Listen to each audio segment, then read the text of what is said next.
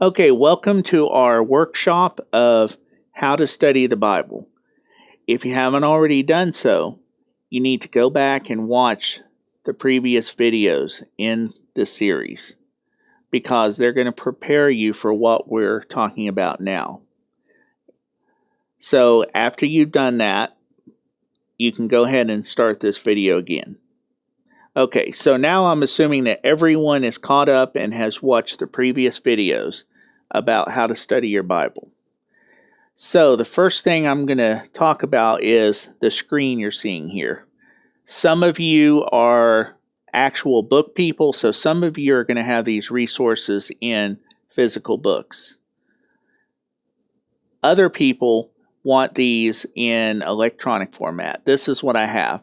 So in the past, I talked about certain resources that it's good for you to have to study the Bible, and I would say almost essential for you to have, especially if you're new to really studying the Bible.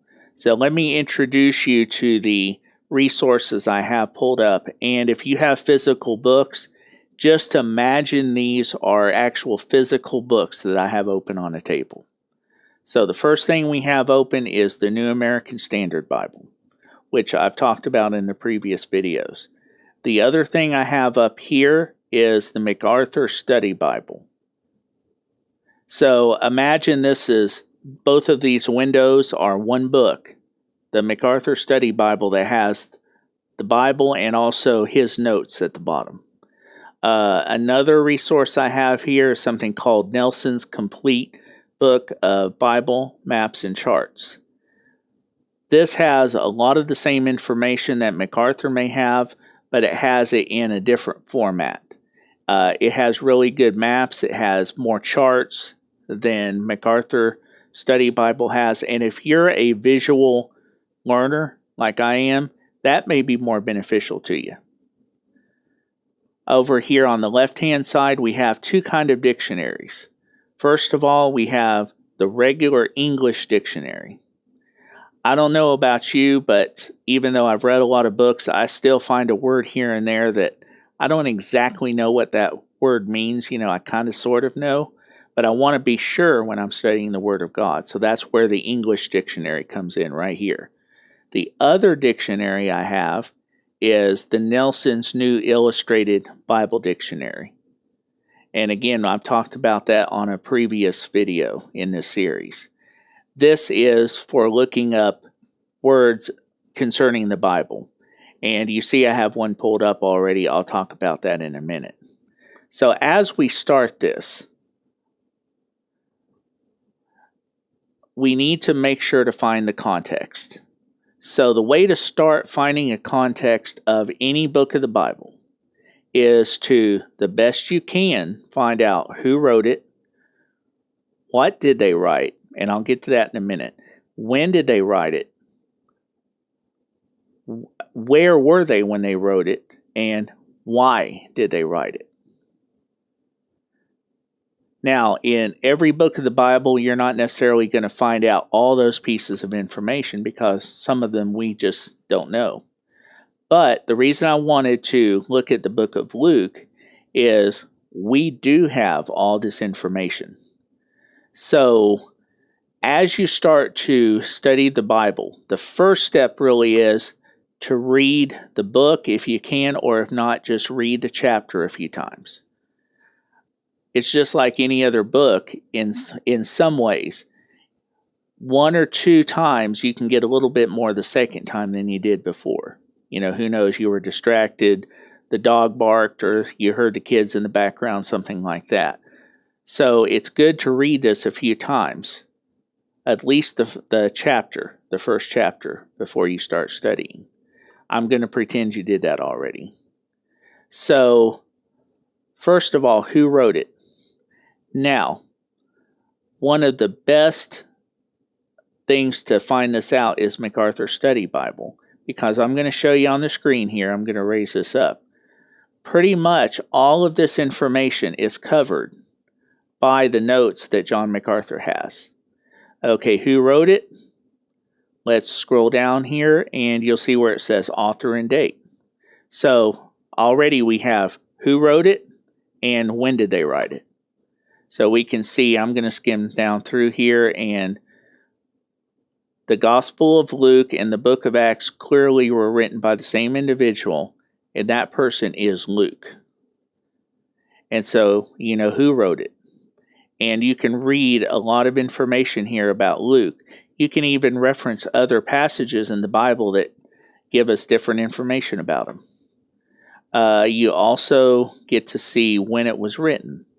So down here in this chapter, the book of Acts ends with Paul still in Rome, which leads to the conclusion. Sorry about this. When I click, it does stuff here. Which leads to the conclusion that Luke wrote these books from Rome during Paul's imprisonment there, about AD 60 to AD 62. So you know when it was written.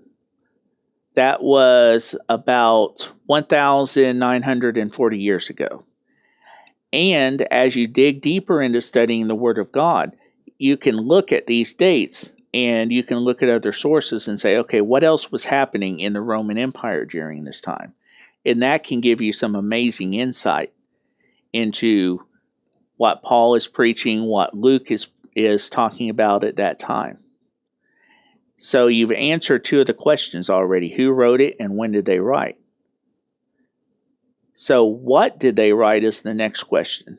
Now I need to talk about that a little bit. We use a word called genre to describe that. Let me illustrate that. Let's say you have two books. One of them is a biography of Winston Churchill. Let's say the other book is a book of poetry. Are you going to read those two books exactly the same? You're not. Are you going to look at the book of poetry and say, well, they said this. That's not exactly true, so maybe I need to disregard this book? No. It's a book of poetry. So as you're studying the Word of God, you're going to find out that different books of the Bible are different types of writings. And so when we look at what did they write, this type of writing is what's called a historical narrative. Or you could also call it an ancient biography. It's pretty much the same thing, because it talks about Jesus, it talks about who he is and what he came to do, and it also describes his life, different things that happened in his life. So you can look at it both ways. So what that means is you can really dig down deep into this and what Luke is describing, and you can really check it out. And as a matter of fact, a man did that. There was a historian, I believe his name was William F. Albright. He set out to write a book to discredit the Bible and say, oh, this guy Luke didn't know what he was talking about. Well, when he finished the book, it happened to be a book proving that Luke knew exactly what he was talking about. So that's the kind of thing you can do with a historical biography. And that's what we have here. And we've already looked at where it was written from. This section right here, the book of Acts ends with Paul still in Rome, which leads to the conclusion that Luke wrote these books from Rome during Paul's imprisonment there. So we've already answered that question as well. Now the question of why did he write? He covers it in here, but I'm going to go ahead and pull this window down more, and the first few verses of the book answer that question for us. So I'm reading at chapter 1, verse 1 in the book of Luke. Inasmuch as many have undertaken to compile an account of the things accomplished among us, just as they were handed down to us by those who, from the beginning, were eyewitnesses and servants of the word, it seemed fitting for me as well, having investigated everything carefully from the beginning, to write it out for you in consecutive order, most excellent Theophilus, so that you may know the exact truth about the things you have been taught. Okay, so in these first 4 chapters, we have the reason why Luke was writing these things out. he was pulling together several accounts that were probably passed around by word of mouth and writing it down in an orderly way for this guy named Theophilus. Now, here's a good opportunity to show you why you might need to use the Bible dictionary. You may be like, who is this guy Theophilus?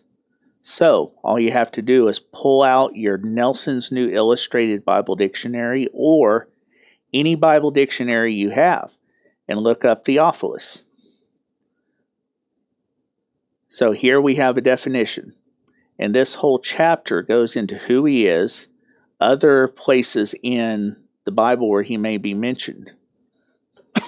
Excuse me. And so you can read about Theophilus. And that gives you more insight into who this person is, why Luke was writing to him possibly, other than he just wanted to give an orderly account. And so studying the Bible it's not difficult, but it does take some work. So as you study the Bible, you need to think of who wrote it, what did they write, when did they write it, and where did they write it from, and why did they write? Again, all those questions can't be answered for every Bible book. But the more information you can get, the better, because it puts in your mind things that you can be aware of as you're reading. You can say, oh, this is in Rome, and I'm sure we've all heard about the Roman and Greek gods and goddesses and stuff like that. So you know that during this time, idolatry, worshiping of idols, was all around them. So that can play into a lot of the especially the Gospels and the book of Acts. So that way you know that you can be thinking about that as you're reading. That is as short of a workshop I can do on how to study the Bible. I could go into so much more, but you wouldn't sit through the video that I would write or that I would record. So as you go away from this workshop, you need to get these tools, or as much as you can, because they're really going to help you. You will run into stuff that you just don't have a clue what that is. So then if it's an English word, pull up the English dictionary. If it's a Bible word, the name of a person, pull that up. That'll give you some insight. And also MacArthur Study Bible. It may not define every word for you, but it will give you a lot of notes for each verse of the Bible. And I trust it, and it's a very solid resource. So I don't know where you are in your Christian walk. If you're just brand new to the faith, or if you've been reading the Bible for years. Reading it will get a lot of information. But the thing is, the Bible says to study, to show yourself approved, a workman that does not need to be ashamed, rightly dividing the word of truth. And I want to end on that verse because where it talks about rightly dividing, when Paul, the apostle, wrote that, he was thinking of making a tent. And so when you were making a tent, if you didn't cut the pieces straight so that they interconnected properly and you sewed them together, the tent would let rain in, the tent would just not work. So when you're looking at the Word of God, the Bible, you have to be able to look at it as in its entirety. Some things in the Old Testament refer to the New Testament. Some things in the New Testament refer to the Old Testament. And unless you've been studying the Bible deeply for many, many years, you may not automatically know those things. So that's why these tools are a wonderful resource for you to use. There's still plenty of things I run into that I didn't know. And I've been studying the Word for many years. So don't let this discourage you from getting into the Word. First of all, it's what God commands. Second of all, we're living in a wonderful time today. We have so many resources available to us that weren't available to us 100 years ago. You use them. If you have any questions, write to me, If you have any critiques, write to me. Leave a comment at the bottom of the video. I'd be happy to hear from you. If you need further instruction in how to use a certain resource, message me. And, if you like this video, go ahead and please like the video, share it. If you have a friend that needs to know how to do this, share it to them. I want interaction from all of you. So, God bless you in your studies, and I pray that God will just show you amazing things.